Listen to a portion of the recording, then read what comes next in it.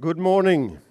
Good morning, dear friends and colleagues. It's very good to see so many people here. I just wanted to seize the moment now because it will never come back for me being here in Sweden to have this FEANTSA Forum conference. So I just wanted to be quiet for a few seconds to feel the room. Welcome to the FEANTSA Forum 2023. It is a particular privilege to welcome you all to my home country of Sweden, of course. This is not my hometown, Stockholm, but it's a lovely town. Every year I look forward to our annual gathering where we can come together and discuss and debate challenges we faced in the fight to prevent and end homelessness. As I'm sure many of you have noticed, we have rebranded our annual conference to the FEANTSA Forum because, well, things have changed and we have to change too in FEANTSA, though it's very deep inside, you know, it's difficult to do it. You know how it is. To more accurately represent the event, which share inspiring ideas on how we can rethink our approach and how to address homelessness while showcasing the latest research, evidence and policies when it comes to what actually works in ending homelessness. I hope that throughout the day you will engage in conversations in the sessions, but also during the coffee breaks, lunch, dinner, and so on. Because we each bring a unique and different perspective when it comes to working with homelessness. And with your active participation, we can enrich our collective understanding also of homelessness. I hope that throughout the day that you will, I said that already, sorry. It's great to see so many familiar and new faces here. Each year, our network continues to grow from strength to strength. Since 2022, our membership has grown by additional of 20 organizations, including homeless services, cities, agencies, and ministries, reflecting the growing urgency to prevent and to end homelessness in Europe, and the need to tap into a European network of experts to promote evidence-based policies and to make a real difference. I'm also very excited to announce the participation this year by our experts by experience from the Swedish City Missions that have made a special effort to ensure the participation of people who bring the direct experiences of homelessness to our forum. I hope that the addition of these voices will bring important and new perspectives to the discussions here today also. This morning we will hear from our keynote speaker Elisabeth Hammer. Very interesting to hear from Elisabeth, from our Austrian member in Neunerhaus, who will share her vision for what a society without homelessness looks like. Could be quite interesting because I haven't seen it yet. And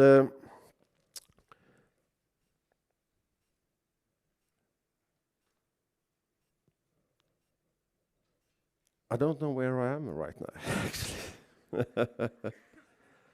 I feel so, engaged by all the energy and, like the things that you have here now. So I lost track in my speech also, but it's, how it is. Things happen. But I'm sure Elisabeth's speech will inspire us all to rethink how we can approach homelessness and challenge some of the assumptions we have about our own role and responsibility in that fight, and what needs to shift in realizing our shared goals of ending homelessness in Europe. Thanks also to our continued advocacy efforts at national and European level.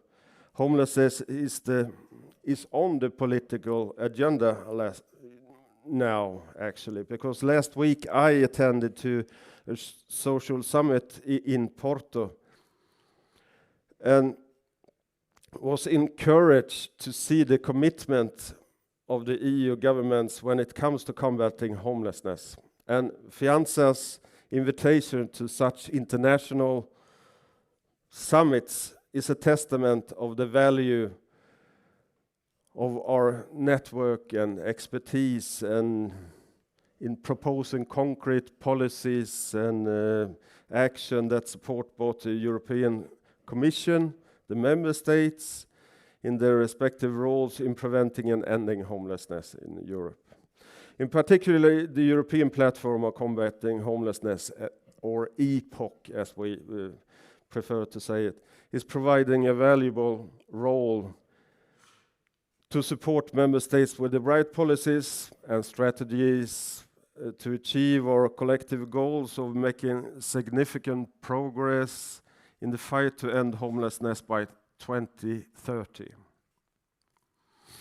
In this morning panel discussion, I'm looking forward to hearing from Stefan Olsson, the Deputy Director of the DG Employment at the European Commission. Of course, also Yves Laterme, the chair of the EPOC, who will share the vision for what the EPOC can do in the coming years. Going to be very interesting to hear. I'm also looking forward to hearing from Minister Karine Lallieu, I hope I pronounced it right, who will share some of her priorities around homelessness, including her vision also on how to become a Belgian presidency of the EU and how that can support EPOC also. And we'll see if we can also hear Juha Käkkänen, who has been responsible for drafting Finland's strategy of ending homelessness, to remind us of the systems we need to change to make the ending homelessness also a reality. Juha, who is an old friend of mine and also an old friend of FEANTSA, it's going to be interesting, and hopefully we can hear him talk later on.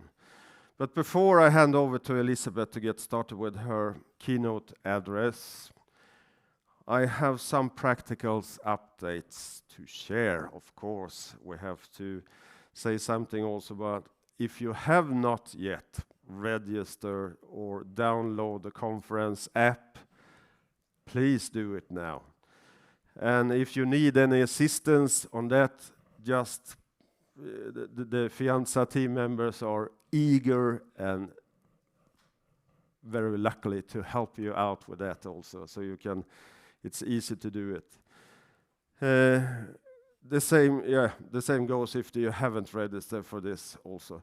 Feel free to join the online conversation also using the hashtag, if you're using the social media, hashtag FEANTSA Forum, and a reminder that you can find FEANTSA on Twitter, LinkedIn, Facebook, and Instagram, so don't forget to tag us.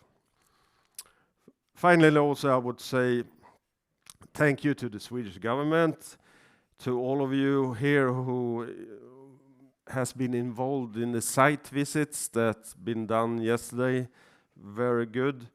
And a special word of thanks also to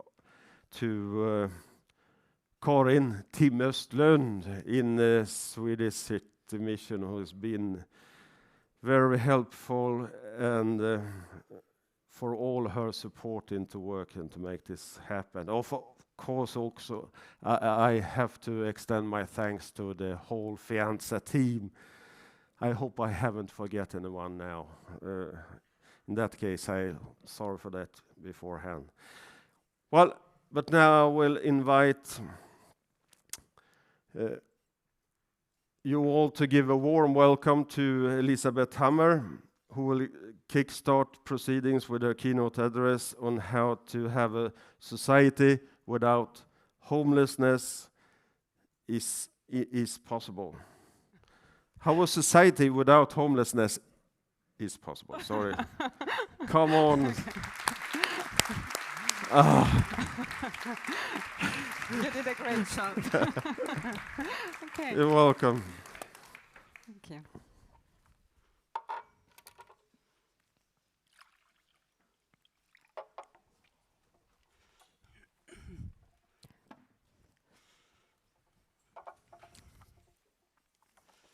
So, hello everyone. Thank you very much to FEANTSA for the invitation to give this year's keynote. It's a pleasure to be opening this forum today. In contrast to the usual custom at conferences, I've decided not to bother you with slides.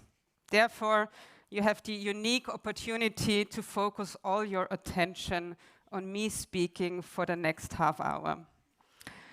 I want to start off with a critical look at the focus and role of social organizations working in the field of homelessness. And I'm aware that there is a risk of losing all of you here, given that we have come to Stockholm, or be it at the outskirts of Stockholm, in high spirits, and to encourage each other to continue the important work we all are doing. With this in mind, I promise you that my aim is to end this keynote with a positive outlook and to give you some ideas of practical things we all can be doing in our daily work to maximize our impact. So let's give it a try. As mentioned earlier, I'm based in Vienna and I'm the Managing Director of the social organization Neunerhaus.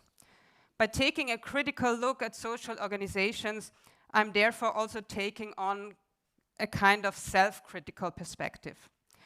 At Neunerhaus, we offer services for people experiencing homelessness in the area housing, health, and social participation. Among other things, we have been implementing Housing First since 2012.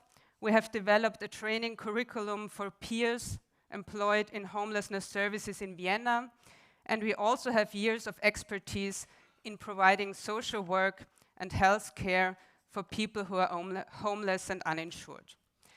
On the one hand, I'm quite proud of all these services and projects and the impact they have on people experiencing homelessness. But on the other hand, there is a strategic question that keeps me busy.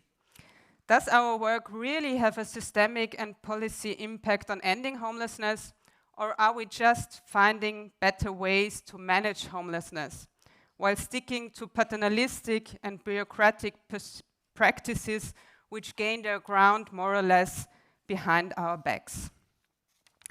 As we all know, social organizations in the field of homelessness are heavily influenced by the environments we are working in. We are often forced to respond to new societal developments and crises, and in many cases we have to respond without the necessary preparation time and resources, but we still do it. The structural conditions around us are also very challenging. The dynamics of the housing and the labor markets and the limitations of social welfare systems all have an impact on the homelessness sector. At the same time, as social organizations, we often have limited opportunities and resources to directly influence these wider external systems.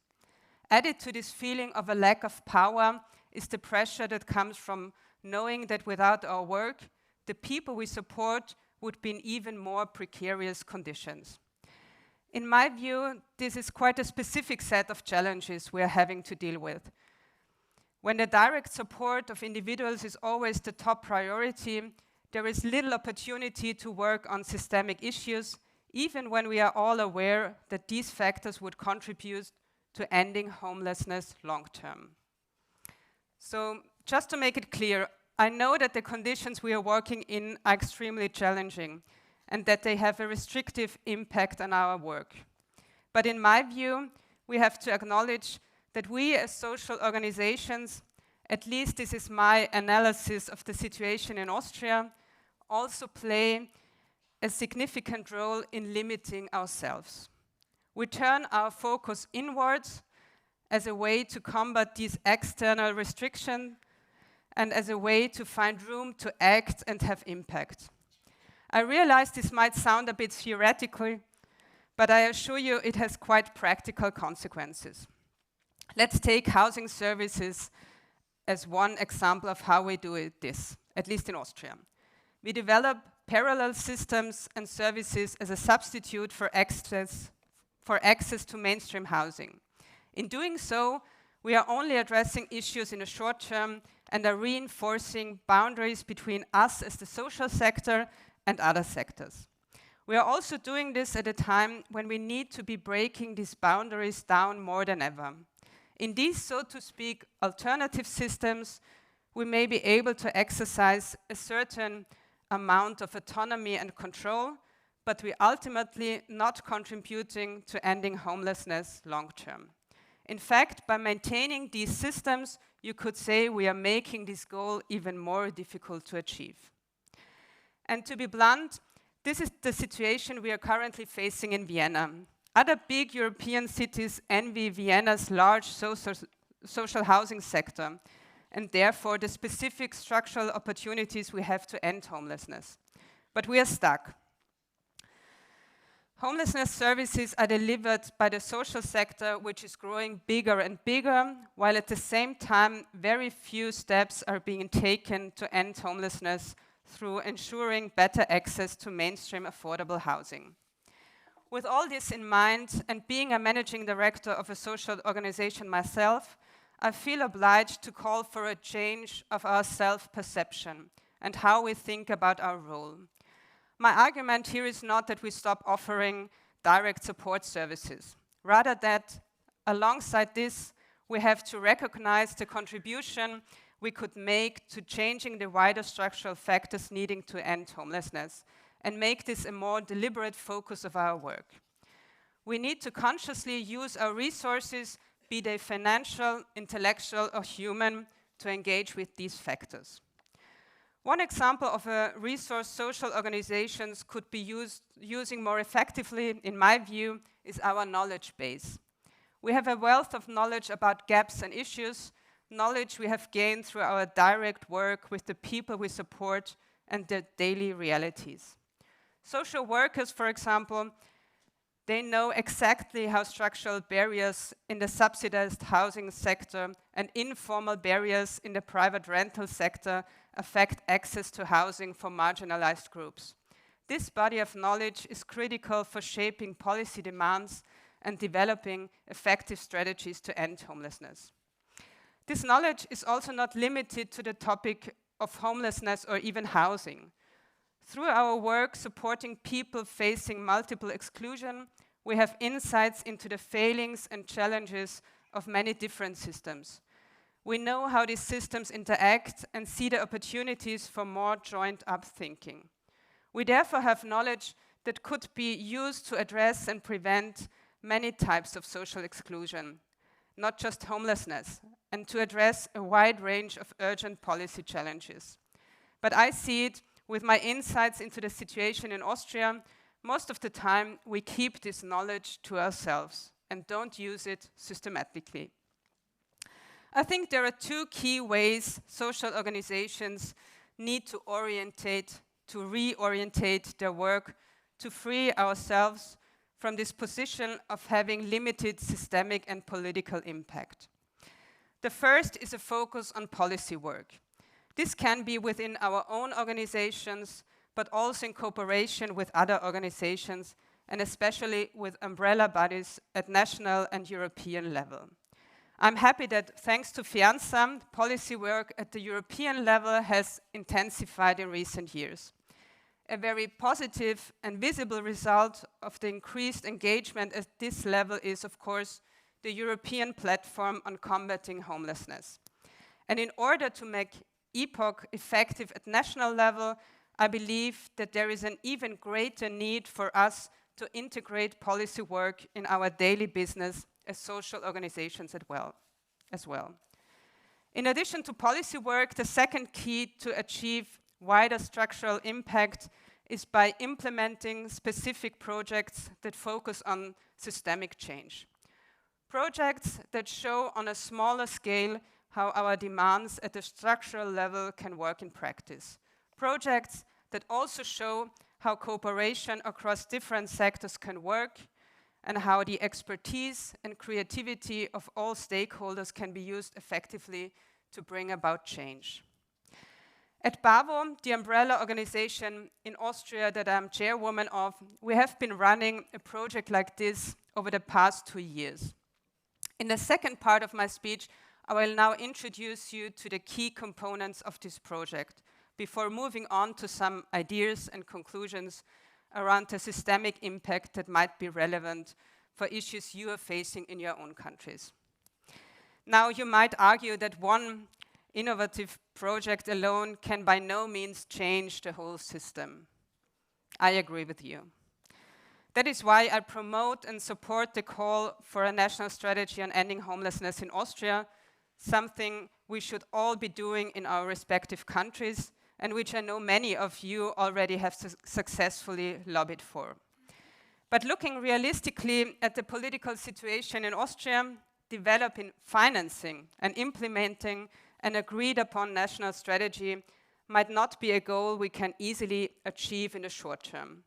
But what we can do in the short term is implement projects that show the solutions we are calling for in action. This makes it easier for policymakers and other stakeholders to adopt these solutions, as they have already been proven to be successful. The project we are implementing in Austria is called Arriving Home, in German Zu Hause ankommen. And it is a Housing First project at a national level involving all 9 Austrian states. It was initially a 2-year project funded by the Austrian Ministry of Social Affairs as part of the ministry's response to the COVID-19 pandemic, and we are currently waiting on a decision about further funding. It is a national project being coordinated and managed by BAWO. This is an interesting fact because this coordination role is a new approach for us at BAWO. Before this, our work had mainly been focused on policy. However, we saw here an opportunity to design a project with high strategic impact and to position not just only one social organization, but the social sector as a whole as an effective cooperation partner in a national strategic project. So BAWO decided to take the lead. Simply put, the project provides people at risk of poverty and exclusion with affordable housing in line with Housing First principles. Arriving Home brings together the Austrian social service sector and the limited profit housing sector. The social sector is represented by BAWO, the housing sector is represented by GBV, the Austrian Federation of Limited Profit Housing Associations. Member organizations on both sides collaborate on allocating flats and providing social care. Limited profit housing associations provide affordable and permanent homes. A very important feature of the project is that the budget covers the cost contribution tenants have to pay before moving into a flat in the limited profit housing sector. As we know, these entry costs are a significant barrier to access for people affected by poverty, a barrier which the Arriving Home project removes. In addition, the project budget covers moving expenses and professional social support. Over the past 2 years, we secured housing for 1,147 people in 556 apartments. Before accessing housing through the project, 42% of people were housed in institutional settings, 28% were insecurely housed, and 30% were living independently. With Arriving Home, we are therefore contributing to deinstitutionalizing homelessness support and tackling hidden homelessness, 2 key challenges we face as a sector. Looking at data on gender from the project shows that we are making progress here as well. In traditional homeless services, we tend to see a gender ratio of around 2/3 men to 1/3 women. In Arriving Home, this ratio is reversed, and women make up 2/3 of the people supported by the project. Working together with the limited profit housing sector also gives us greater geographical reach. It allows us, for example, to offer support directly in rural areas, which are often poorly served by homelessness services. This means people can find housing where they already have a local connection and social networks, rather than where homelessness services happen to be available. For me, there are few key elements of Arriving Home that make it successful and mean it has a wider systemic impact. My hope is that the learnings from this project will be used to implement similar projects in the future in Austria, or better still, to set clear-cut goals for a comprehensive and national strategy to end homelessness. I also hope that while I reflect on these points, there might be something for you to take away and use in your own national context. The first key element is having the Ministry of Social Affairs as an active stakeholder in the project. This gives not just Housing First, but the issue of homelessness as a whole more profile and visibility. This political commitment has already increased the engagement with the goal of ending homelessness at the national policy level. Having the ministry recognize the value and expertise BAWO and its members can add also makes it more appealing for other stakeholders to work with us. The direct use of federal funds also breaks up another type of inward focus, namely that at the state level. Instead of orientating administration and policy towards the status quo and the stakeholders they have always worked with, this funding creates new dynamics in developing support systems. Additionally, federal funding from the ministry gives us greater freedom in how we implement the project. We adapted the eligibility criteria and redefined who can receive support. For example, we can now focus on people who do not meet the eligibility requirements for support from services in individual Austrian states, and also on women living in insecure housing situations. Knowing what we do about the barriers these groups face in accessing support, we see this as a particular success of our approach. This is something that is currently only possible because of federal funding, but might be part of a reform of eligibility criteria in Austrian states at some point in the future. Above all, having federal funding to cover the upfront contributions people need to become tenants in the limited profit housing sector opens up a segment of affordable housing that was not previously in reach for people in poverty. This is a special added value of the project. This leads to the second aspect, the cooperation with the limited profit housing sector. While there have been examples of cross-sector cooperations in the past, Arriving Home operates on a much larger scale and also involves the relevant umbrella organizations. More than 70 limited profit housing associations, along with 20 social organizations, have committed to work to specific Housing First quality standards to provide permanently affordable housing. This is a powerful structure with the potential to scale up and to have an even greater impact on ending homelessness. This collaboration is also a good example of stakeholders from different sectors identifying common goals and working together to achieve them. limited profit housing associations have an obligation to make affordable housing available to broad sections of the population. However, they don't necessarily have the experience to support the most vulnerable and excluded groups. On the other hand, social organizations have the expertise, but struggle to access affordable housing for the people they support. Through Arriving Home, housing associations benefit from the tools, knowledge, and experience of social organizations to make housing available to excluded groups and thereby fulfilling their social mission. With expertise on topics like matching tenants to flats and rent monitoring, the homelessness sector makes the argument for collaboration on an equal footing. Instead of being seen as a beneficiary, always needing or asking for something, the sector is instead seen as a competent negotiation partner.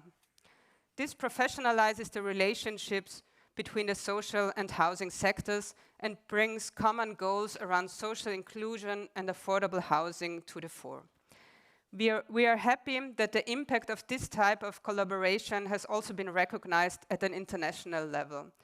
In 2022, Arriving Home was a winner at the European Responsible Housing Awards, with the cross-sector collaboration highlighted by the jury as one of its key innovative aspects. I mentioned earlier that social organizations need to be better at using and sharing knowledge we have gained through our work to have systemic and political impact. In Arriving Home, sharing knowledge about the barriers to accessing affordable housing and the Housing First approach as a long-term solution to homelessness was a focus from the start. Through events and communications work, we share successes, challenges, and best practices. In all our communications, we make sure to use imagery that positively challenges people's perceptions of homelessness. At BAWO, we think that taking this approach to proactive and open communication is highly relevant for influencing the discourse on homelessness and to stress the need for structural solutions to homelessness as a structural problem. This leads me to my third point about the systemic impact of the project. All the activities I've already talked about have made it possible for us to mainstream Housing First in Austria. We have positioned it as a plan A to end homelessness, not just among social organizations, but with stakeholders across housing, policy, and public administration. As one colleague at state government level put it, we know now that we can no longer avoid Housing First. I think this is a pragmatic but adequate basis for a broader political commitment, and I really do appreciate this statement. My fourth and final point is what we learned about the potential of such projects to challenge the status quo and reframe the idea of what is possible. There is no doubt that we are in challenging times and that the impact of multiple crises on the people we support is and will remain significant. However, challenging times can also be a catalyst for change. They force people to think creatively and break down boundaries at both the organizational and systemic level. I believe focusing on systemic and political impact leads to radical approaches that can change organizational cultures and motivate key players across the social, housing, and political sectors to act.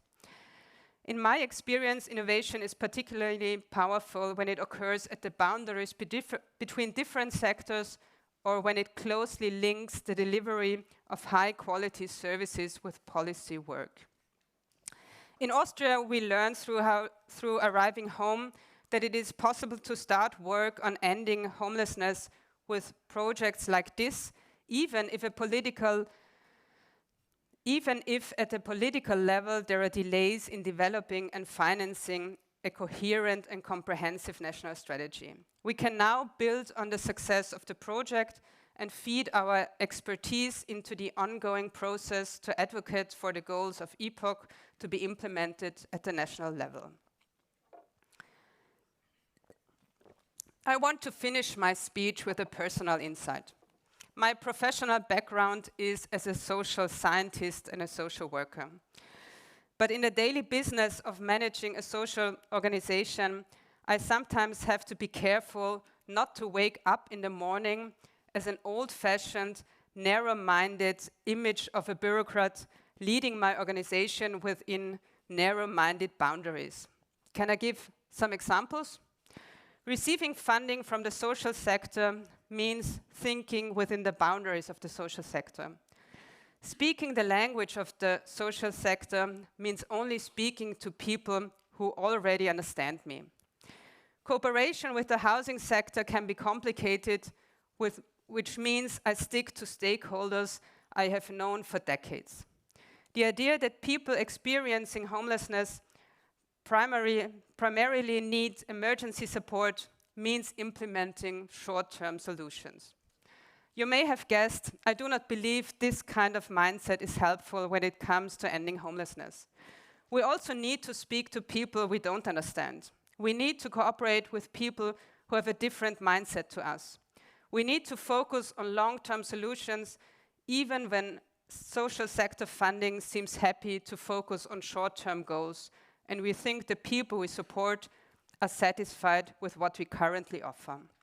Whether you are a bureaucrat, a manager in the social sector, or a director of a housing association, we all need to think outside the box to end homelessness, and we also have to act outside the box to end homelessness.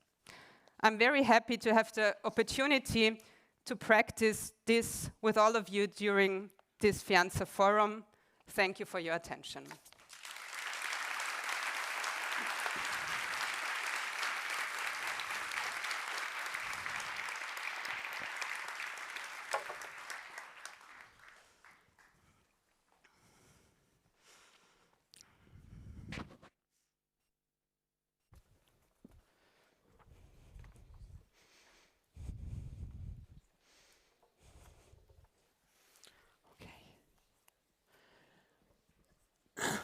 Okay, so good morning everyone. I'm Ruth Owen. I'm the Deputy Director of FEANTSA. Thank you, Elisabeth, for that very inspiring keynote. I think you showed perfectly how we can change systems and make progress on ending homelessness by showing how it's done, as well as by winning the argument about the fact that it should be done. And I think that you gave us lots that we can take into our panel discussion on realizing our European ambitions of ending homelessness. Before I invite the panelists to join us, I would just like to introduce a video message which has come from Minister Ione Balera, who's the Minister of Social Rights and the 2030 Agenda in Spain. Some of you may have heard that Spain is facing snap elections, and that prevented her from being with us today, but she has prepared a video message, and we're going to show that now before we start the panel. So, looking forward to the discussions. Querida Ministra de Pensiones e Integración Social de Bélgica, estimados representantes europeos y de otros Estados miembros, queridos miembros de la Federación Europea de Organizaciones Nacionales que trabajan con las personas sin hogar, es un honor para mí participar en este encuentro para abordar uno de los retos más importantes que tenemos las sociedades europeas, el sinhogarismo. En España, más de 28.500 personas sin hogar pasaron por centros de alojamiento en el año 2022. Una cifra que además es solo la punta del iceberg de una realidad más invisible.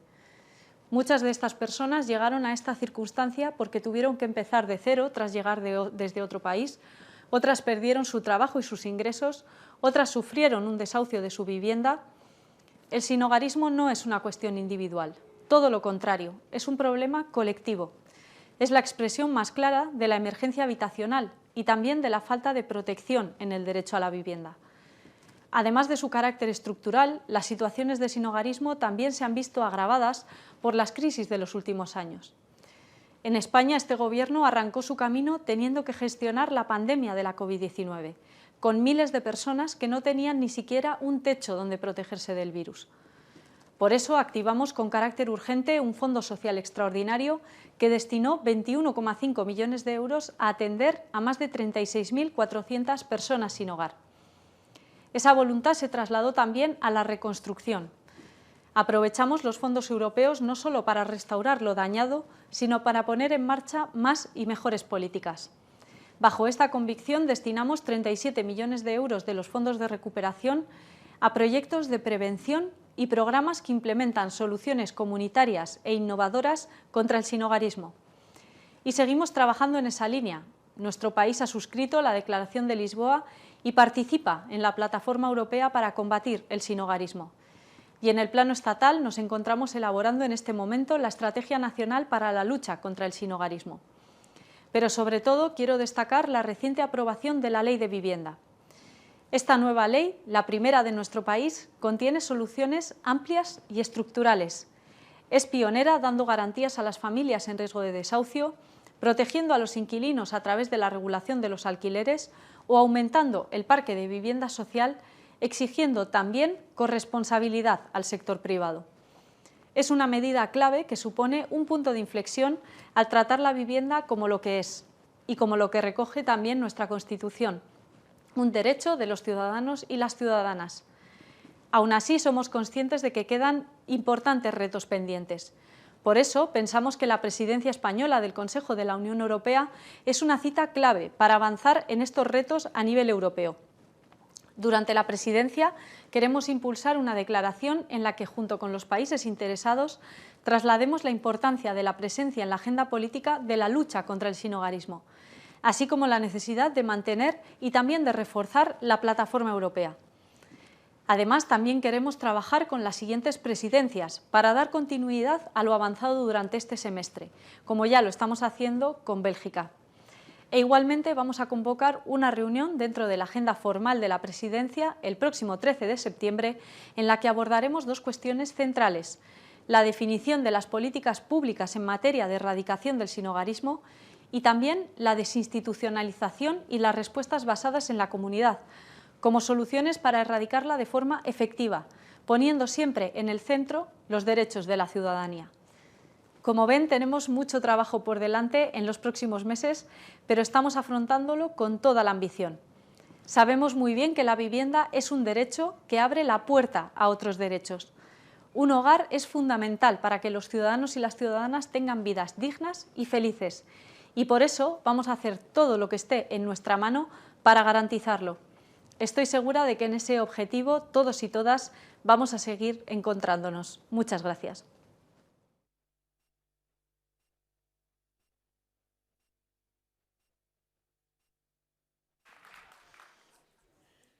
Okay, so I'll invite our panelists to join me on the stage, please.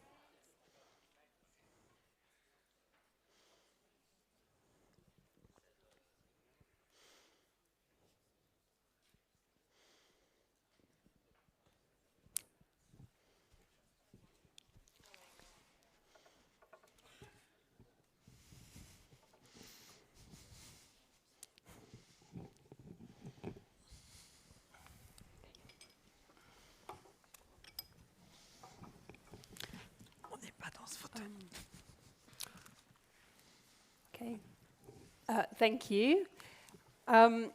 It's always a bit worrying to start a panel with an empty chair, so maybe I'll just get that out of the way first.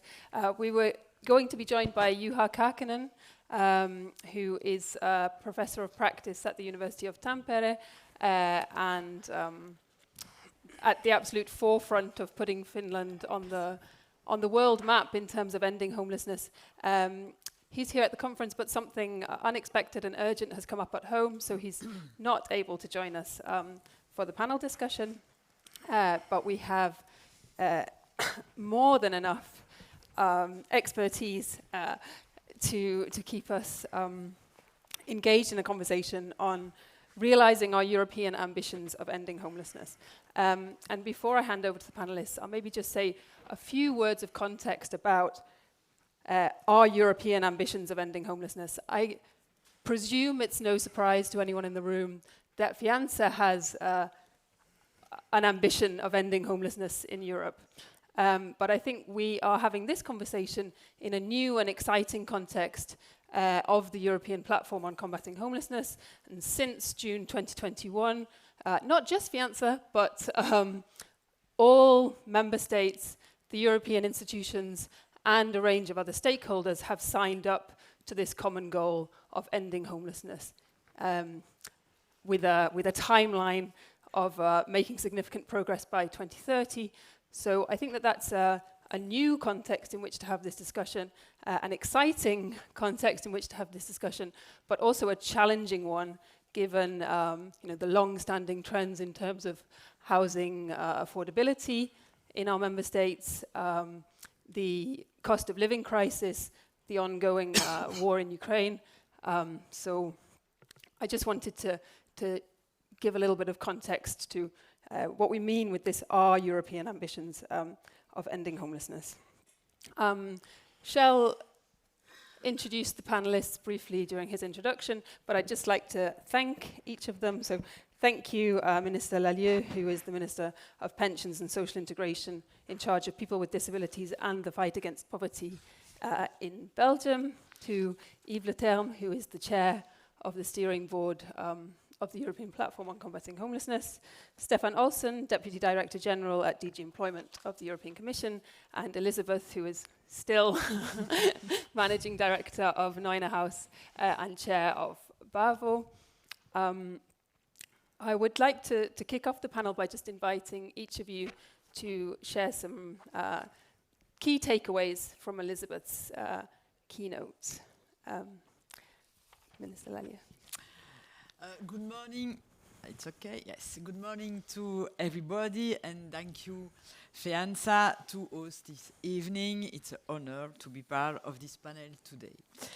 I would also like to thank Mrs. Hammer for her keynote presentation. It's important to hear feedback from those working in the field. This kind of feedback enabled us to develop appropriate policies. The need to move forward in a cross-sectoral way reminds me of the work we're trying to put place in Belgium, Currently, we can sum up the policy of combating homelessness as the action of the hummingbirds. Everyone is doing their bits. Social workers, whether in the public or private sector, are working to reduce the number of people living on the streets. But these hummingbirds, these social workers won't eradicate homelessness on their own. We need to coordinate and cooperate between the various actors. We need to rethink our action according to the pathway of the homeless. And thank you for your experience. Thank you very much. Good morning to all of you, first of all. And I would like to commend you for being here. I think it's also congratulations to FEANTSA for its convening power and bringing together all this expertise and all this, these people working very hard at a subject, I think, that deserves more policy attention. You asked for a reaction route on what we heard from Mrs. Hammer with an excellent presentation.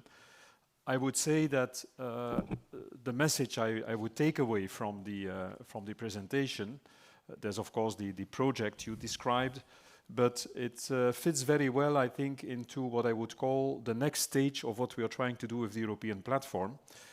I think that thanks to FEANTSA, and all the credits should be really to FEANTSA, and it's not because it's a home play here in this meeting room of FEANTSA Forum, but it's thanks to FEANTSA indeed that homelessness is now at European level really on the agenda. And I think there's an opportunity for the sector as such to be taken more serious and to benefit from this policy attention. I think for member states is also an opportunity to catch up with the better member states. Our good friend, Finnish friend, was supposed to be here in the panel, but Finland is a kind of beacon of hope in terms of policy making and policy design. Yes. And so this platform, learning to know these examples also in other member states, seeing that national action plans are step by step spreading all over the member states. So it's also an opportunity for member states to catch up. The point I would take away from the presentation would be in connection to that.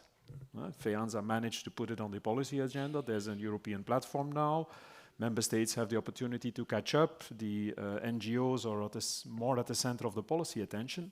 The takeaway for me would be the word systemic and make it part of structural policies. I mean, there has been in the past, there have been some policy responses, initiatives in all member states. We know the best, the Belgian example, but all over Europe, you see that in all member states, the policies at all levels, because it's typically a multi-level governance issue, but there have been responses. And I think we are now at a moment where all these policies should become more adult, should become, and for me that means to go to a stage where prevention, to prevent and to combat homelessness should be more integrated into other policies, should be a normal point on the agenda of healthcare, education, tax policies, housing policies, of course, but should be part of the normal policy design, policy debates and discussions.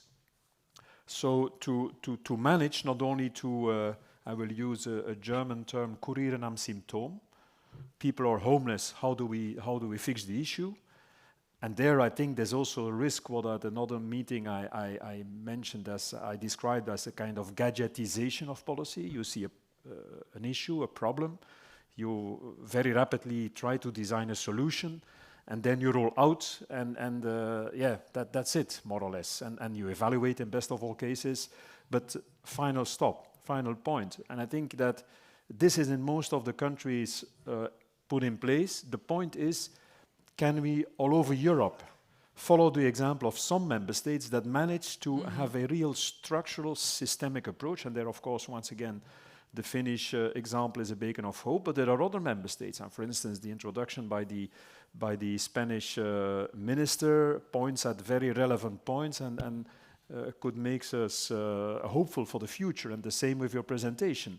So just to stop and to summarize, I would say that is the essential. There were other aspects. I mean, the project you described, also the hidden homelessness, the rural areas and so on. But I think I don't know if it's a good English word, but systematize or to make it more systemic, structural, to have it at the core of all policies all over the place. And our role would then be, as Europe, starting from the subsidiarity, not doing things instead of the member states, would be to support this, to support these dynamics, making policies, trying to prevent and combat homelessness more a normal part of the engineering policy making cycles that are used in different domains. Yeah. Okay, thank you, Stefan. Thanks, Ruth. I don't want to. I fully agree with the minister and Yves Leterme. So, what I first take away, I think, is something more personal that you brought up, which is this need for us all to really keep questioning ourselves and not get stuck in our roles, and because not as a personal issue, but because we easily then stop questioning and we stop developing the policies. And I see the platform as a very good response to and a tool for us to be able to interact and to do this, in the sense that it provides for this exchange between policy makers and many of you here, the people who work directly, who know directly the structural issues, who can see the issues of the silos, and that type of dialogue and exchange is so important. But the platform, of course, goes further. in that it builds on collecting data.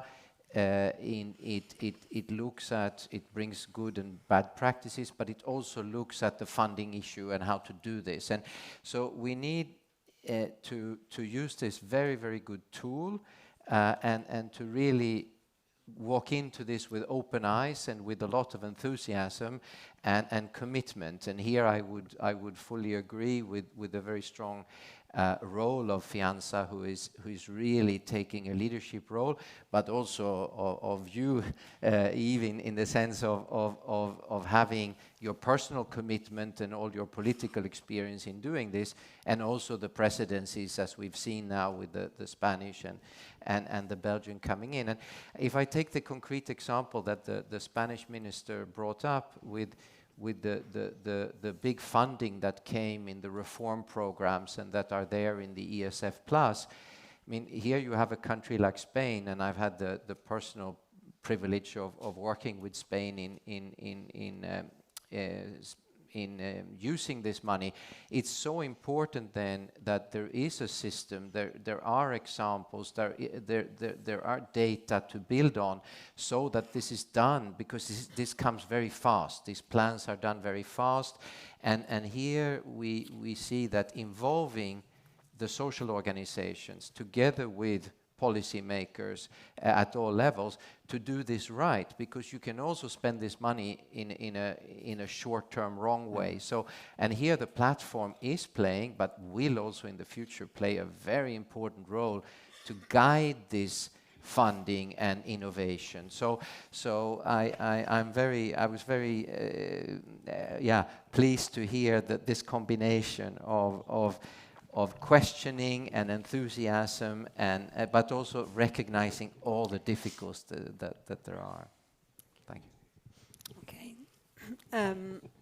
I think the idea that the platform can become a space for a kind of critical, reflective practice that enables people to work together towards this goal of ending homelessness is a very inspiring one. I would like to kind of dig into a little bit more where we are currently on the path to ending homelessness, and starting with the member states that are here on the panel. So perhaps Minister Lallieu, could you share with us some thoughts on where's Belgium on this journey towards ending homelessness? I'm trying to share our vision and progress with you on the issue of combating homelessness. For many years, the Belgian government has been working closely with FEANTSA to combat homelessness.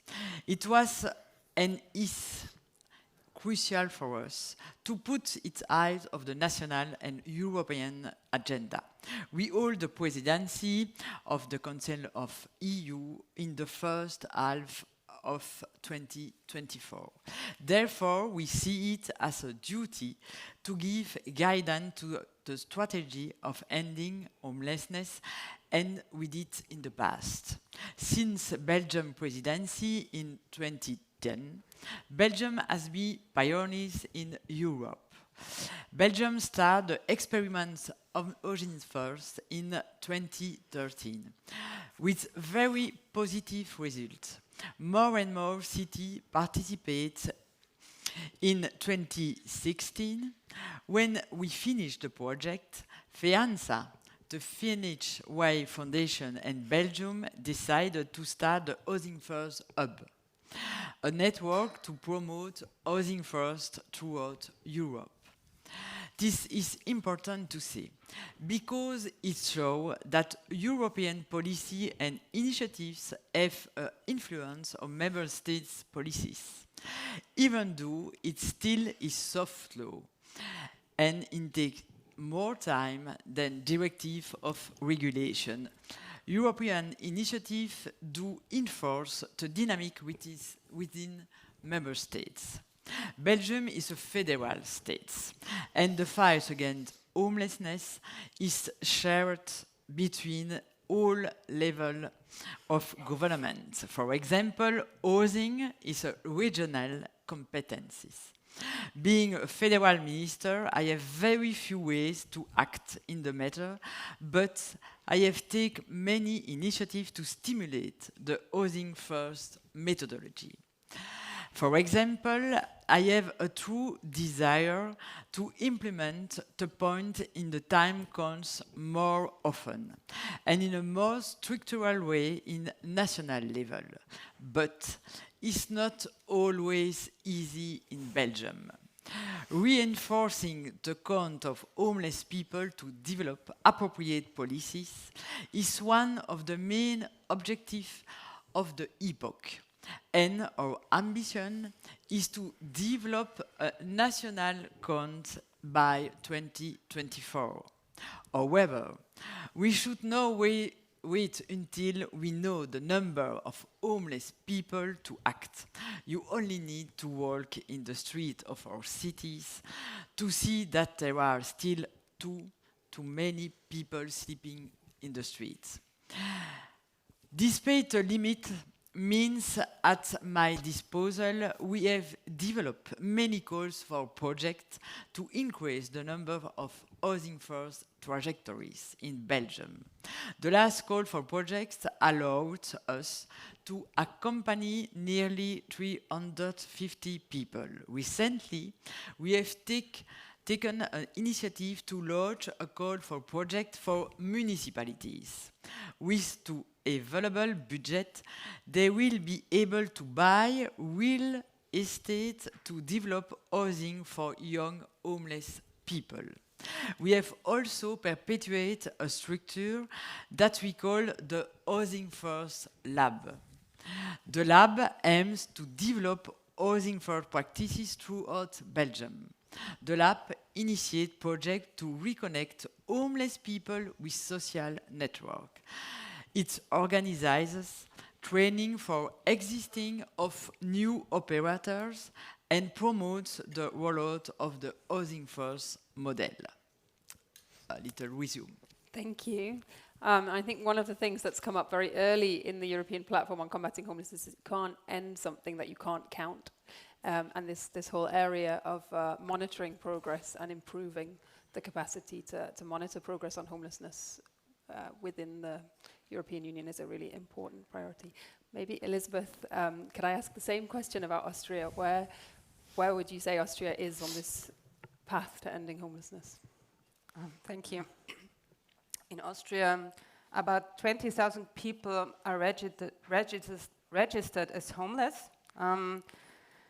Since this number only depicts people recorded in the system, BAWO assumes that there are many unreported cases which could go as far as doubling this number. And I have high hopes in a more and better ways of data collections as the epoch is lobbying for. Unfortunately, since the beginning of the time series in 2008, there has been no significant improvement, even if the numbers have fallen again after a peak in 2013. The number of evictions have also been roughly the same since 2011, with a small drop during the pandemic. So looking at the statistics, little has changed for the better in Austria. But numbers are only one factor when it comes to ending homelessness. Other factors are the attitude of politicians, the media, and the population towards the topic and the development of the services. A lot has happened in the last years. Quality has improved, especially in a lot of emergency shelters, and Housing First has been state-of-the-art in many provinces and municipalities for 10 years now. Not only individual factors, but also structural problems are increasingly pointed out in media reports. In addition, the Ministry of Social Affairs has reacted and created its own unit. It's called the Competence Center for Social Policy Affairs of Housing Policy. Despite only having limited responsibility right now, because social topics and housing are a matter of the federal states. Nevertheless, this competence center is important because it deals with the interweaving of social and housing affairs. Apart from this, big cities like Vienna have developed and implemented their own strategies. But as I pointed out earlier, there is no strategy on ending homelessness to be launched that I know of, but there are two relevant projects being funded by the Ministry of Social Affairs. One is Arriving Home, and another one is focusing on prevention. More than 100 million are now spent on both of these projects, and I think that these projects could also serve as more or less the core of the operational side of a national strategy. For BAWO, during the last years, we focused more and more on policy work. For example, we calculated in 2021 that 25,000 of affordable apartments would be needed to end homelessness by 2025. This is a high number, yet most experts agree could be achieved. And at BAWO, focusing on policy work more intensively, we feel that we succeeded now in more or less having a place on the table where policies on ending homelessness are designed, and that's quite an interesting shift in the way we do our work and in the way we are perceived by stakeholders from the bureaucracy as well as from housing, for example.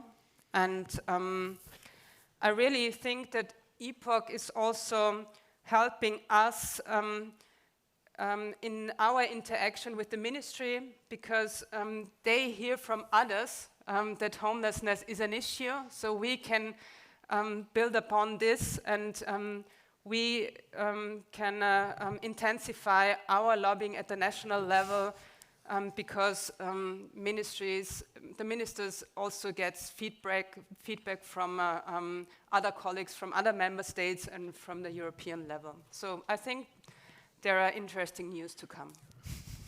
Thank you. I think that answer was a really good illustration of the kind of quite sophisticated way that you need to answer the question about progress towards this goal of ending homelessness. And I think that's something that we're still in the process of building into the European Platform on Combating Homelessness. And it won't be enough if we just have a database of numbers in 2030 and can take stock on that basis. Also, we need to find the right mechanisms for monitoring policy progress, from capturing some of this intersectoral and cooperation work that you need if you want effective strategies to end homelessness. I think, the number of member states that have an integrated homelessness strategy will be an important criteria to judge progress, but then we'll also have to dig into the quality of those strategies, the sustainability of those strategies. Thanks for that answer. I think it was a very good demonstration of how we should be thinking about measuring progress on this goal of ending homelessness. So I think we've taken the message already from the panel that the presidencies have a really key role to play in owning the European Platform on Combating Homelessness and in helping it to continue to move forwards. We heard about very exciting plans of the Spanish presidency, the idea of this meeting in September and of a presidential declaration. I'd like to invite Minister Lalieu to say a little bit more about what Belgium's vision for EPOC is and how that will be translated into your presidency. The goal for the Belgian presidency is to reach conclusions that will be basis of recommendation to the strategic agenda for the European Commission. For this recommendation, we work closely with federal colleagues as different departments, such social security, labor, and social dialogues. This will give the direction of the next strategic agenda of the Commission, talking office late 2024. We need to show our ambition of combating homelessness before 2030. And this is an ambitious goal, and 2030 is tomorrow. The member states will not be able to develop public policy without the means at their disposal. I speak to the Commission. I discussed this subject, with Commission.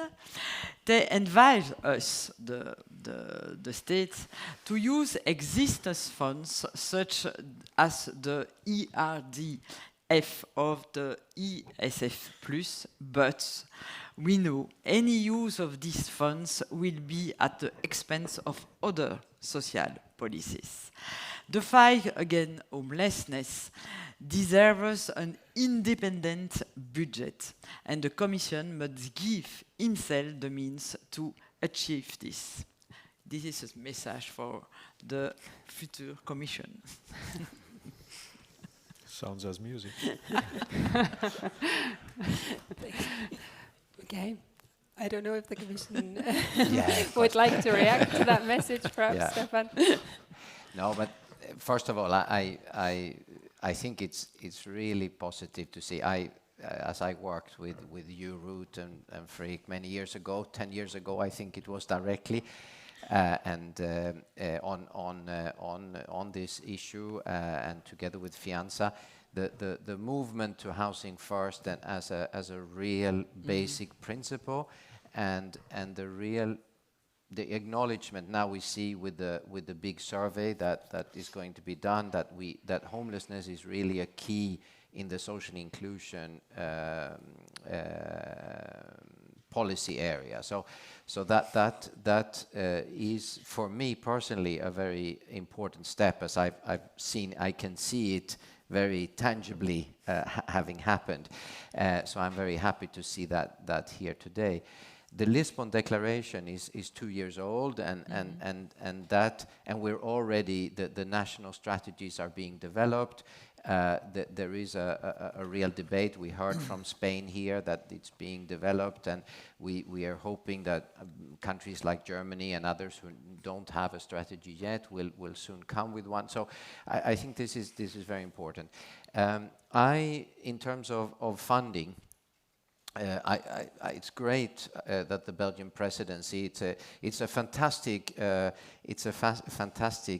moment for such an experienced country as Belgium to have the presidency just before a new parliament, a new commission, because I don't think there are many countries who understand how the EU works better than Belgium,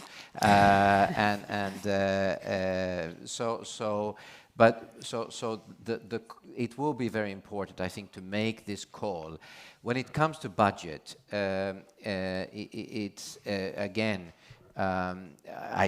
I think it's important also to underline that the budget is in the end decided by the European Parliament and the member states, and the member states are going to be the ones who put the money there.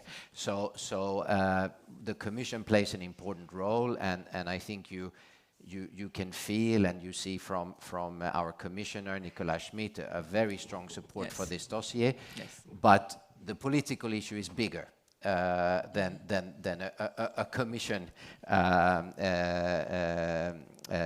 initiative. So therefore, it's so important that you at political level, together with the other member states, together with the European Parliament, have this discussion.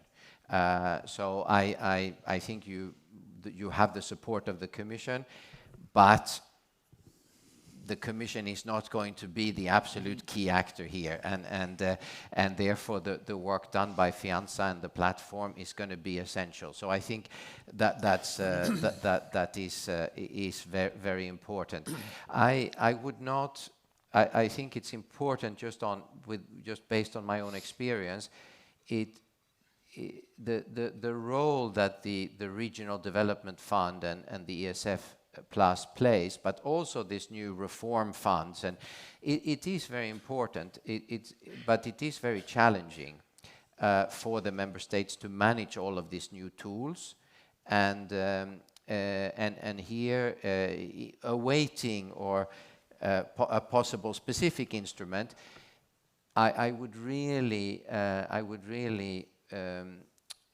emphasize the importance of all of us and the working group in the platform will be very important to really look at all the possibilities that are there already and use them to the full, because even if there would be a new fund or a new money, it will not be active until in several years. And if we want to end homelessness by 2030, it's action now. So I think here, and we're working, and Alison and the colleagues in the Commission are working very closely with the different teams working with the different countries to make sure that we really be clear to the authorities that are managing this money the potential there is to use this, and the investment in homelessness, in fighting homelessness, in using housing first, pays off overall on social inclusion. So, because it competes with a number of other issues.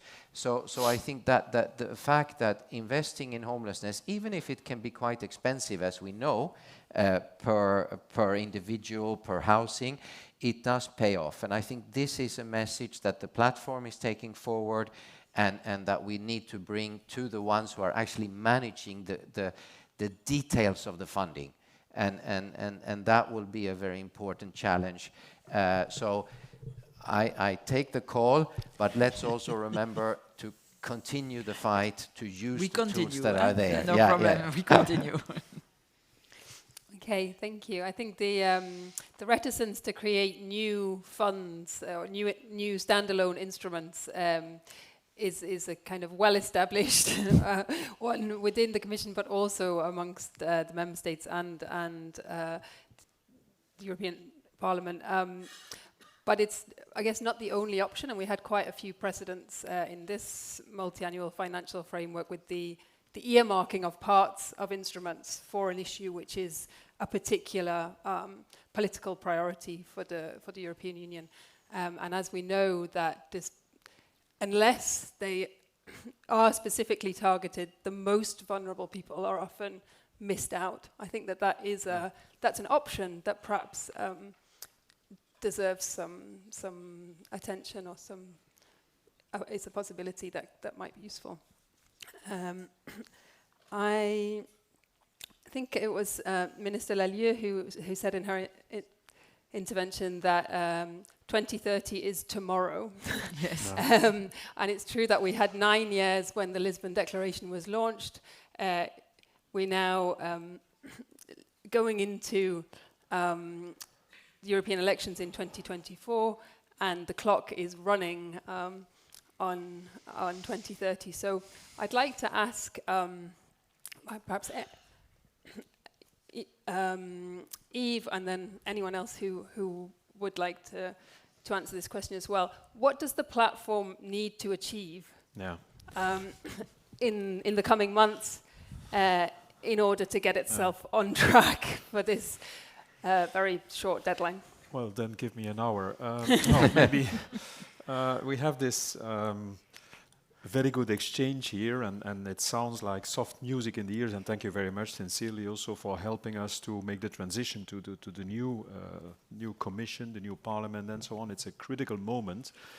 Seed was planted, the plant is growing a little bit, but now there's a difficult time, and it's good to have people that allies to bridge the gap to the next presidencies, the Belgian, the Hungarian, the new commission, new parliament, and so on. But I would like to say a few things about where we are now. First of all, let's say the problem as such, it's not decreasing. I think while we have this a good exchange here and these nice meeting conditions, I think the situation is deteriorating. And so we have this very almost unrealistic goal, 2030, eradicating homelessness. And we know there's an issue of definition and structural homelessness and blah, blah, blah. But I think in the streets of Europe, because of Ukraine, because of all kinds of issues, the situation is getting worse. And so I think for the next decade, so to say, it's a matter of credibility for the political leadership, but even more for the European societies and for our social model, whether we manage or not to solve to a certain extent this problem, this directly will impact the future credibility of political leadership and of societal cohesion. I think I'm not the only one, and I won't elaborate too long, but I think genetically the DNA of European societies, which makes them different to Anglo-Saxon American societies or collectivist systems in the world, is that we have these market economies that are socially corrected, where people are respected as a human being and have their place, and where we have strong inclusive policies. We shouldn't take it for granted for the future. And I think homelessness is one of these 2-3 critical dossiers where the difference will be made in the future. The difference in terms of, can we take this serious, this ambition, this characteristic of the European societies? And all these structures, the administrations, the commissions, the treaty, all these political gatherings, do they at least deliver that what we like so much in Europe, apart from cultural issues and so on, and exchanges and open borders, that we have this social model that has been built after the Second World War? Can it be kept in place? Will it really be inclusive also for the people that are sleeping rough? Do we find solutions for these people? And I think that's really a decisive element whether we can be taken serious in the future. Then I come to your point. Where is the platform now? Because I feel it as a duty also towards you stakeholders, and certainly towards the FEANTSA community that has done an enormous work to make this platform possible. And of course the stars to the line. There was the council that was under the leadership of Minister Godinho has done a good work. The European Parliament produced a report.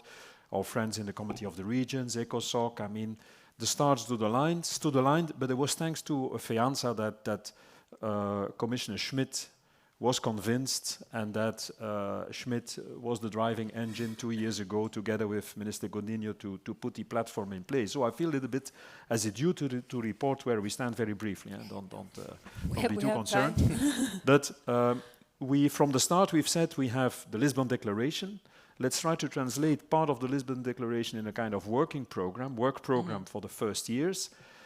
And me, myself, I argued a lot, I advocated for a realistic approach and to select a couple of issues where we really can make a difference in terms of bringing added value and respect you as stakeholders, not have unrealistic goals that we can't deliver on, but have realistic work streams, as we call them. So we selected 3.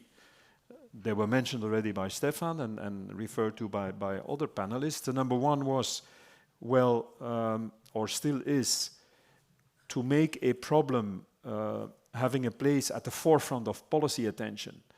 It's important to agree amongst the 27 member states. What are we talking about? To find better ways to bring what's happening in our societies in terms of homelessness and exclusion to the forefront, to make it more visible in terms of counting, definition, counting, monitoring, to come to better systems and also streamline existing practices in terms of counting and monitoring. So that's the first work stream, so to say. Where we are, more or less, I won't enter into the nitties and gritties and the details, but I think that the end of the year, starting of 2024, that will coincide with the Belgian presidency. The work done by the OECD, by other people, will be on the table, and we will be able to have a good discussion within the platform, and I hope also at the level of the ministers, to say, well, do we agree this is the problem we want to solve? And we agree on monitoring instruments, practices, can have a kind of toolbox in terms of definition, counting, monitoring. That's the first work stream. So I think that there we are now depending to a certain extent of the progress made by the OECD that was mandated, commissioned to do that work. But I think more or less, and I see the colleagues of the Commission nodding, so yeah, I think more or less the end of the year, beginning of next year, we will have something to present to you, people from the FEANTSA community, to say, well, at the European level, 27 member states, this is what we are talking about. And if we say we want to eradicate homelessness, this is what we want to solve as a problem. And then, of course, it will be a question of every year, every 2 years, do the counting, the monitoring, and agree on what kind of consequences, including political consequences, we attach to that, we connect to that. The second work stream was to see the European platform and the initiative as bringing support, bringing added value to the stakeholders, be it public authority linked, NGOs, to offer them a possibility to exchange best practices, to exchange, to do some mutual learning exercises, where of course we have to be careful not doing what FEANTSA already is doing, because it's always better done by NGOs that are specialized in a sector than public authorities would be able to do it. But there's more than FEANTSA, of course. There are other NGOs, there are lots of public authority linked people working on homelessness. We are, let's say, in the last half of a first series of 6 mutual learning initiatives that are kind of traditionally designed with people in an audience, in a room, and listening to people that do presentations, excellent presentations. And we have discussions, member states presenting what they are doing on homelessness, what the pluses and the minuses are, what the SWOT analysis is of what they are doing, and learning from each other. I think now it's time to go to a second phase where we can better customize, have more flexibility, and have a wider range of an offer of all kinds of possibilities for you to learn within Europe, in all member states, to learn from what is happening in different member states. And there I hope that more or less in terms of timing, the end of the year, beginning of next year, almost everything will coincide with the Belgian presidency, that's by coincidence, that we will have that offer of all kinds of different possibilities for you to say, well, that kind of aspect, for instance, homelessness in rural areas related to the lack of housing for women with isolated women with children, very specific aspects. You say, well, we want to learn from what is successful as policy responses in this or so member state. Well, I think we will have more or less next spring an offer to support these exchanges and to support these learning moments. So I think there more or less we're okay. Let's hope we deliver timely. The third one, I think the most complex one, is this promise to work on a better access to financing, which has already been briefly discussed here.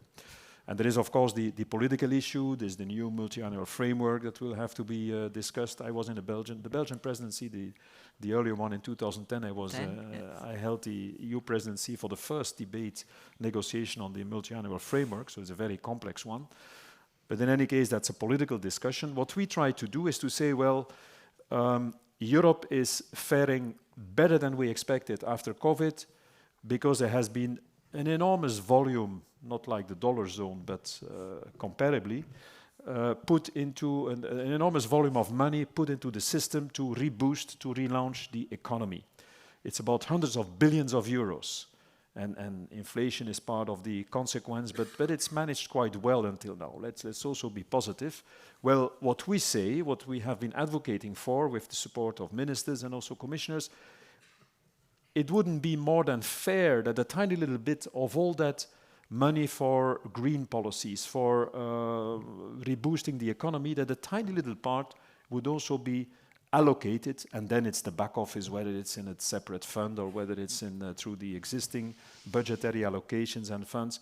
But at least that the part of that money that we could think about, can we have specific projects and facilitate, make more easy for you people in the cities, in the municipalities, in the regions, in all kinds of responsibilities, public and private, to make the access more easy. I've been active in my country at different levels of governance, and to submit a project for European funding is hassle, is a very difficult exercise. And so what I heard from people in different places over the last 18 to 24 months, it is that for NGOs, for local authorities that have the best intentions to set up a program, a project, but that don't manage always to bring together the money. Although they bring together quite an important chunk, an important part of that money, they want to submit something to Europe, but it's very difficult for them to understand, to access, to find the right offices, the right people, the right files to fill the right forms and so on. So we want to make this a little bit more easy. And the ambition, of course, is also to engineer new systems of funding. We've been trying, where we stand now is that we've been trying with the EIB and with other people to approach this. Within the Commission service, I think that some people are really working hard on this since already a long time, and there are already existing structural funds and administrations.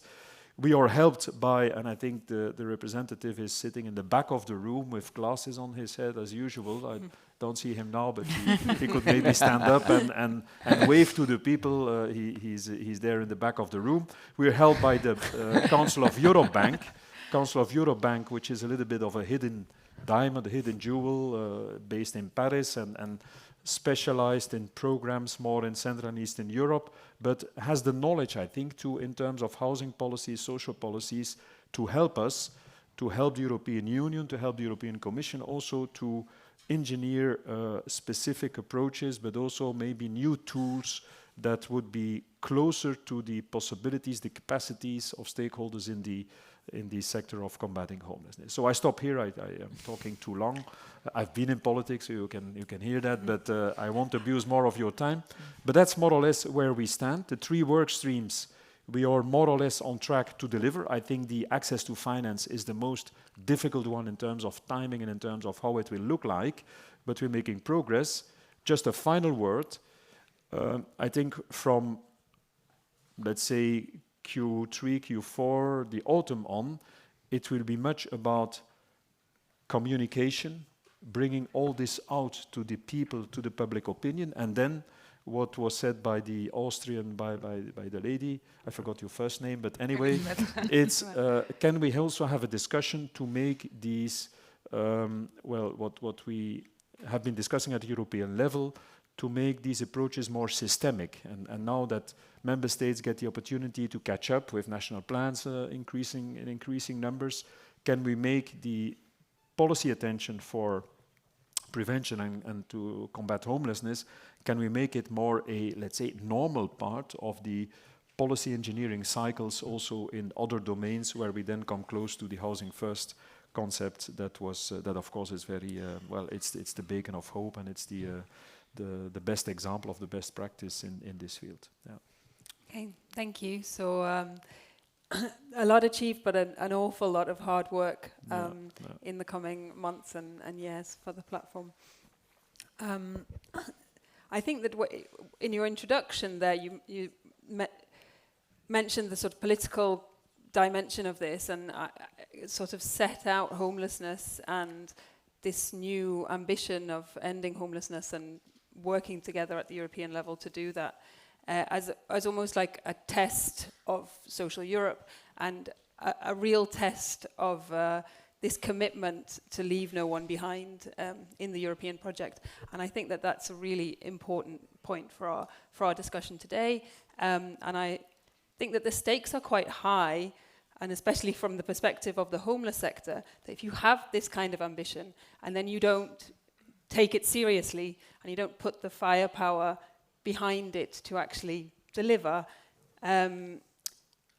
that you're faced with a credibility problem, and that can also have negative consequences for homeless people themselves, because if people, it can reinforce the idea that actually this is inevitable and it's just something that society has to live with. So I think that idea that this is maybe a new way of doing policy cooperation at the European level in the social area, in the framework of the European Pillar of Social Rights, and that it's a real test is a really important message. And I think on the funding side, the ambition of this new working group on funding and finance is links very much to something Stefan said earlier, which is about seeing ending homelessness as a social investment. And one part of the equation is the funding and the structural funds and the grant instruments that we are quite familiar with in the homeless sector.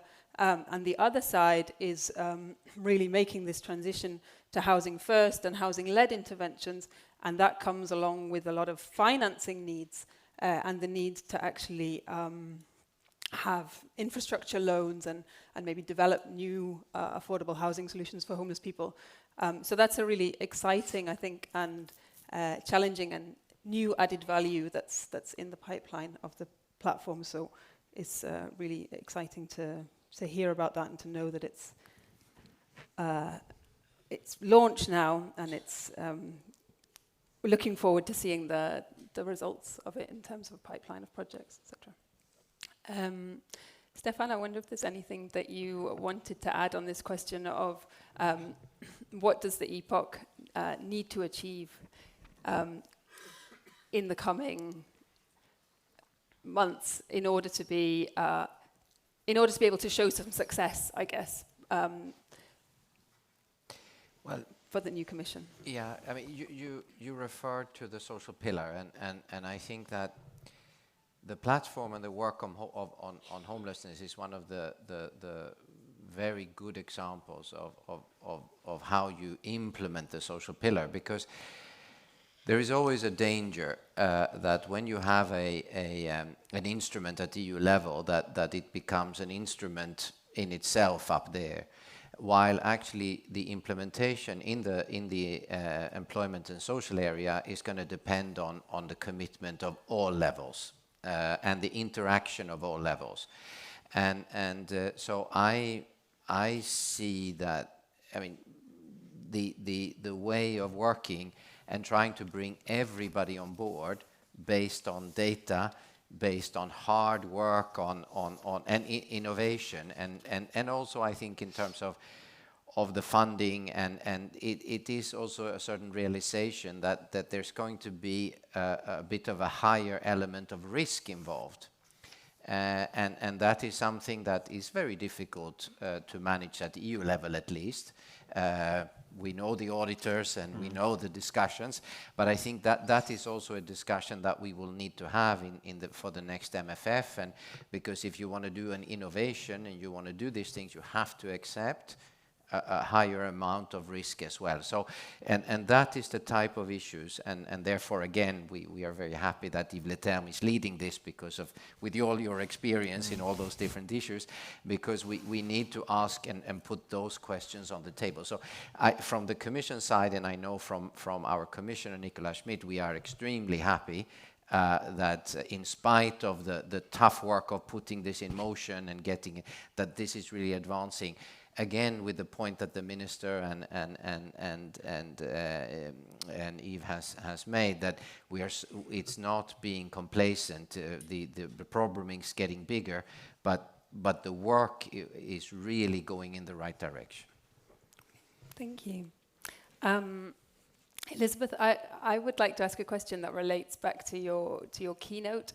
You laid out a kind of vision for ending homelessness, and I wonder what does mission accomplished look like from your perspective in terms of ending homelessness? And especially, what does it look like from the perspective of a homeless service? You know, I wrote this book for a broad audience, and laying out this vision to end homelessness. The aim was also to set out a goal. All people say it's unrealistic. So I wanted to reverse this this kind of way. I feel it is talked about homelessness. In Austria, we have to accept homelessness as an issue. It will never go away, and look at the housing markets and look at this and look at that. So writing this small book was the idea to reframe the issue.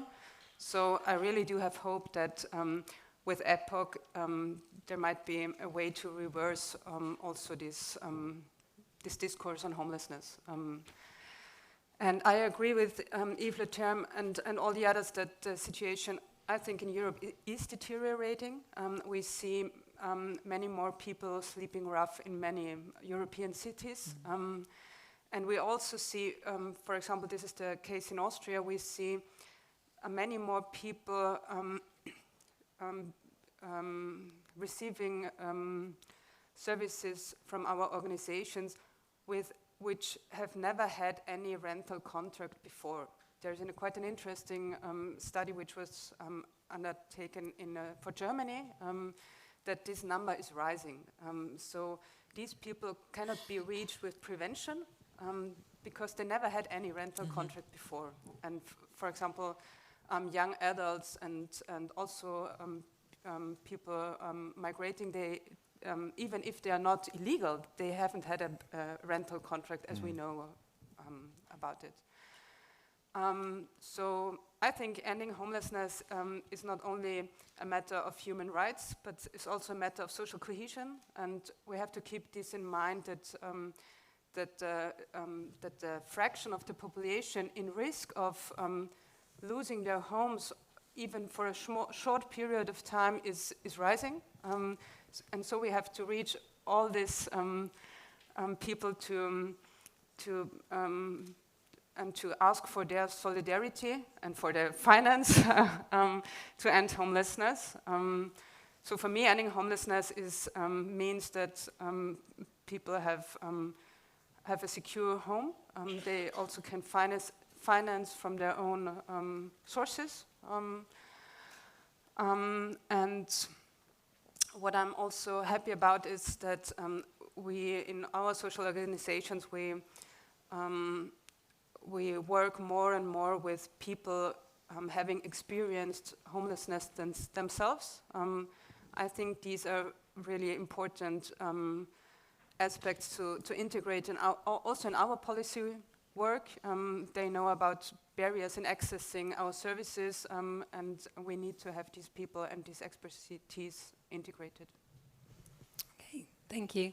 I feel sort of duty-bound in the absence of Juha to say that although homelessness is getting worse in most member states, there are some rays of light, and we hear a lot about Finland, but also in Denmark, the recent statistics show a significant decrease in homelessness. So it's this constant balance between being grounded in the reality and not sort of sloganeering about ending homelessness, but also kind of holding on to this hope and this change of narrative that you spoke about, and that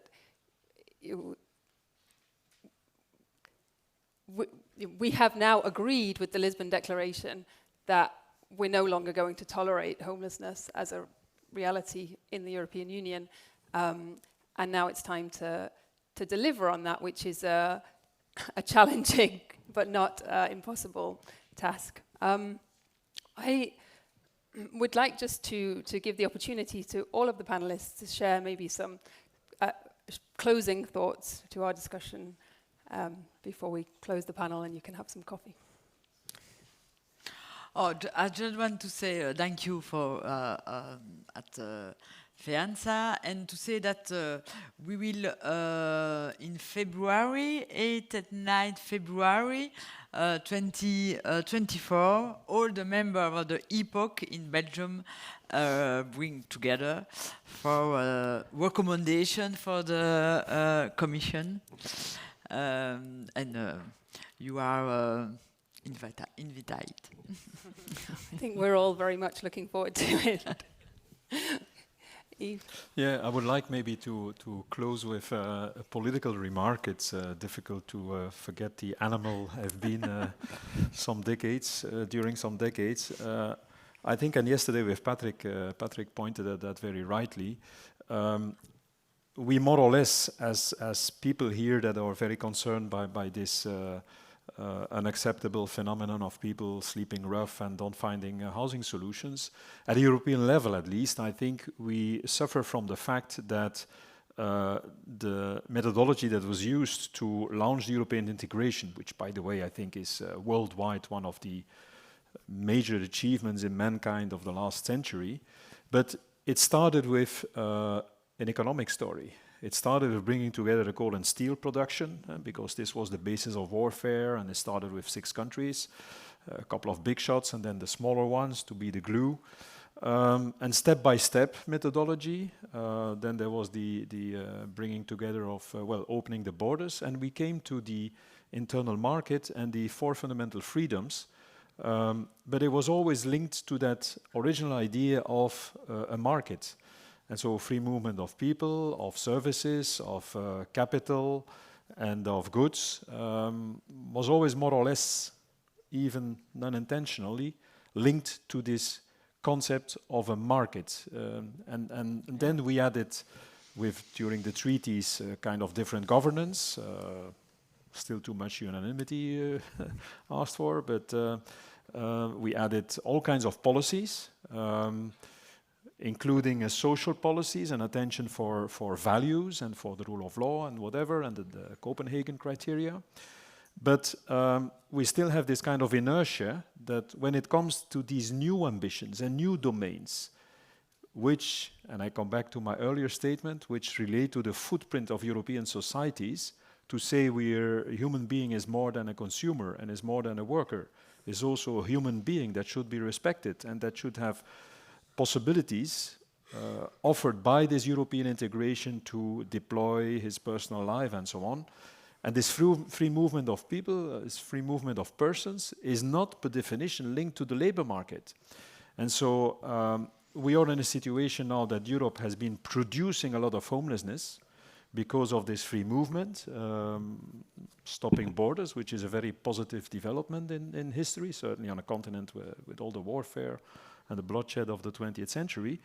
But we have to, let's say, to draw the consequences of what we did in all domains. And it means that we should feel more responsibility for the downside of that free movement. That free movement, that also means people have rights, have entitlements. Yesterday at the mutual learning event, we heard from difficulties people are experiencing in just getting access to social rights and housing and so on. Well, it should be on the agenda to combat this, and not just because, well, it sounds good and it's fair and it's a matter of justice. No, it's just in the treaty. It's a consequence of the treaty. And so I think one of the further stages, but then I'm dreaming aloud, of this platform, I think should be also to do some advocacy around that aspect of the story. And of course there we have to talk with FEANTSA, not let's say, to be counterproductive in trying to do the same work twice. But I mean, FEANTSA as NGO, as an organization, I think has more right to be the first ones to point at it. But at a certain moment, I think also in the European platform, we should draw the attention of policymakers, attention which they have. I mean, these are grown-up adult people. They know better than we do how it works now. But still, to keep the people with sufficient attention to that aspect. Europe is different to others, but it was an economic story at the beginning, and step by step we added ambitions, and we should be, we should show, we should stick to these ambitions, but also draw the consequences for what we decided. If you say free movement of persons, this means that these people have some rights, and that you have to take care of especially the people that have difficulties to have access to these rights. Yeah. Thank you. I actually learned recently that at the very kind of beginning of this economic story, the European Union launched quite an ambitious social housing program for coal workers. It was not something that I was aware of until recently, and I think it would be great if we could recapture some of that creativity and social ambition that was even there at the very beginning. Stefan, I know that you have to go on to another event. Is there anything you'd like to say before you leave us in terms of concluding thoughts? No, I can only agree and thank for the invitation under the Belgian presidency, and just to take this opportunity to thank all of you for all the work you do, which is very some of you very practical, very daily in actually making a difference. Because that's really what's behind all of these words and thoughts. So thank you very much for that. And then in order to break silos, I will then run off to my next event. Thank you very much. Okay, thank you.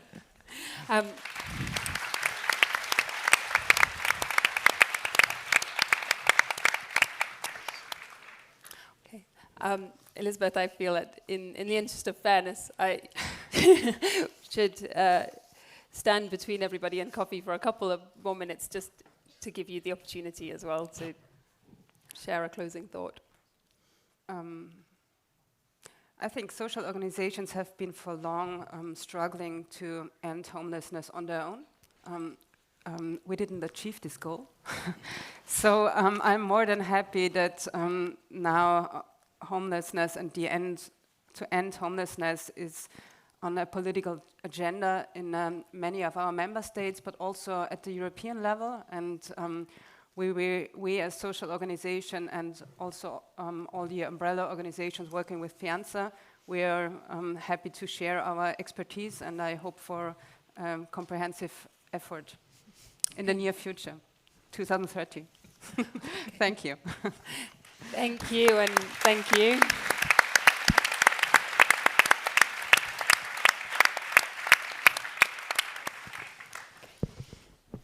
And now we can continue the discussion over the coffee. Thanks. Thank you.